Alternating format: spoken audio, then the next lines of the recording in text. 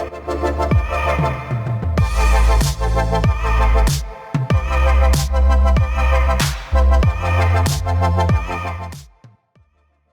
up guys, Samsung Indonesia just tweeted a short video clip about Galaxy Note 10 Unpacked event on August 7.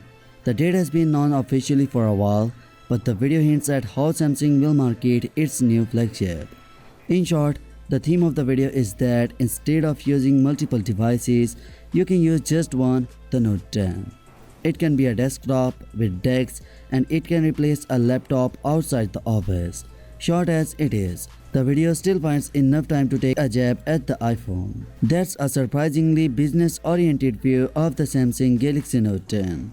The first Note 9 promo videos did show it in an office environment but also touted the quality of its camera, gaming performance, water resistance, and so on. It painted it as a power user device, not just a business handset. Still, this is just the first video of many to come. We already know that the Note 10 camera will be based on the Galaxy S10 5G setup, triple camera plus 3D ToF sensor, and that it will feature an upgraded chipset.